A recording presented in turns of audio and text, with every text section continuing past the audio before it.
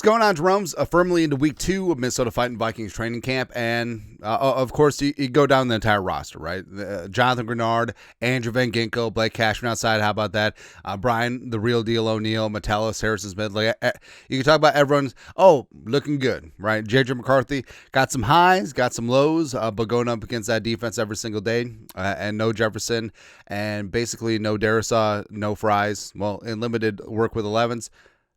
You can talk about this all day, but want to talk about 5 training camp standouts. Now, I'm not saying that the 5 best players from training camp, just 5 players that make you raise an eyebrow or two and make you feel good about the season. First up, number 1, running back Jordan Mason. So coming in from the 49ers, more bounce for the ounce. Former pride of Georgia Tech, basically traded Ed Ingram for him, which is beautiful. And Mason, all the talk about this running back field with Aaron Jones and Jordan Mason being like 50-50 timeshare, I think it's legit, right? So he's got size, he's got some power, he's got some bounce, and I also got some quickness and speed, and also in terms of like soft skills, like pass protection, catching out of the backfield, he wasn't really asked to do that much with the 49ers, but I feel like Kevin O'Connell talked about that Mason and Aaron Jones have some skill crossover. I feel like he is a complete back. He just hasn't gotten the opportunity in the NFL so far. And Mason, obviously the offense has been sort of helter-skelter at times against his defense, but I feel like Mason, pretty much every practice, he's good for a really nice run or two. So I feel like the Vikings running game is going to be a hallmark of the offense early and often, especially as McCarthy tries to rebuild up some chemistry with Jefferson. Addison probably has his suspension. So I think the run game is definitely going to lead things off for the Vikings early on. The run game and defense, like, who are we in? What is this? What is this team now? Speaking of Addison, Addison's look good. So basically, with Jefferson out, he's been the wide receiver 1 of the Vikings, and he's been getting wide receiver 1 attention, but he's still growing and showing, and he's still the chemistry between McCarthy and Addison is legit, right? And Addison, he's so tough at the catch point, which is amazing since he's pretty slender. He's not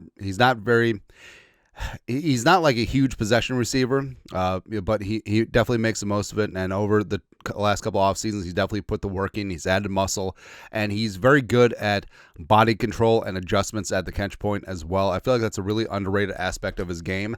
And obviously McCarthy's looking for him without Jefferson in there. So I think that Addison, certainly once he comes back from his suspension, he's going to be a man on fire. He's going to be looking good. Also, Hawkinson's been looking good too. But like I said, you could name the entire roster and be like, oh, they're looking good. Next, Javon Hargrave. So this is great. So Allen Hargrave along the defensive line is going to be good. Now, Hargrave, whether his time in Pittsburgh or with the Eagles or with the 49ers, like, he's been known as a disruptive pass rusher, right? So a guy that you just toss him in there, blow up a gap, wreak some havoc, do that stuff. And they've been playing him at 3-tech, 5-tech, as well as some nose tackle in passing situations where I feel like Hargrave, that might be his role, right? So could we possibly see a diminished role of Harrison Phillips, especially on passing downs, put Hargrave in at the nose, and then get Allen, Hargrave, and then someone like Redmond or TID or LDR on the field? Yes, I think that you certainly could. But Hargrave, he's just going hard in the paint, man. All right, and also there's a couple reps where he just forklifted Ryan Kelly, and that's hard to do because Ryan Kelly is not Garrett Bradbury. Let's talk about that first. But Hargrave, Grenard, Van Ginkel, Turner are some of the reasons why the offense has struggled at times, and the defense is going to be so good this year. Can't wait, man.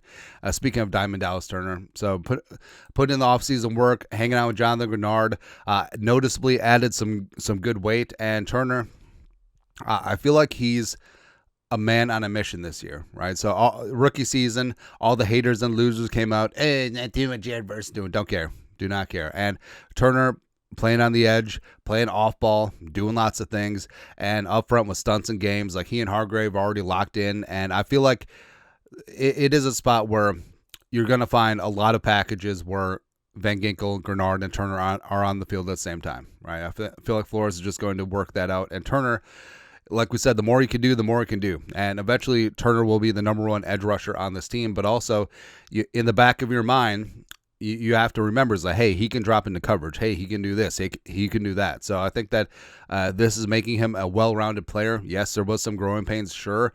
But it's just like J.J. McCarthy. I mean, he came in as a 21-year-old rookie, needed to learn a lot very quickly, and now he's absorbing it in year two. A little bit lighter money-wise, too. Yeah.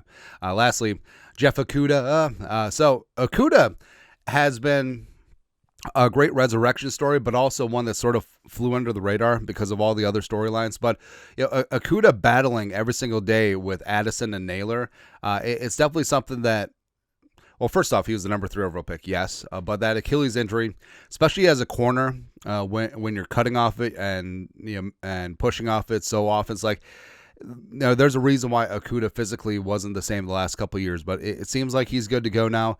But he's got size, he's got length, he's 6'2", he's 200, like he's a large corner, and I feel like the confidence is back, and overall, like the entire confidence of the defense is there. Like Nudie McLaughlin getting all those interceptions, Metellus and company just talking endless amounts of ish to the offense in a good-natured way. You know what I mean?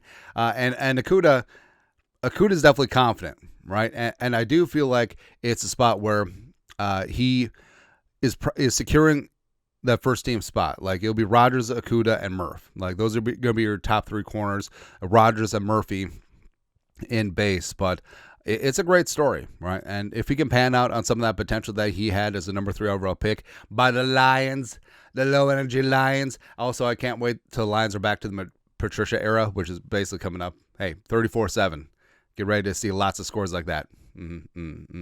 But honestly, if Akuda can make a nice little comeback here, it would be great for the defense. And as we talked about before, like the cornerback room, I have a lot of confidence in. Like Nudie's balling out. Blackman's been looking good. Rodgers, when he has been in there, has been solid. And Murph has been Murph, right? But if Akuda can get back to where he wants to belong, not only do the Vikings have an improved pass rush, but on paper and on the field, they have a better cornerback room than even last year, right? So I'm pretty excited. Again, are these the top 5 players in camp? Not necessarily, but just 5 that we wanted to talk about that are really showing up and showing out. And like we said, you could do one of these on every single player on the damn roster, but overall, it's just like Jordan Mace in your face. Let's go, man. Anyways, your thoughts are thoughts 5 training camp standouts so far for the Minnesota Fighting Vikings. Let us know your thoughts. Our thoughts, comment section. You guys are the best to do. Skull production value.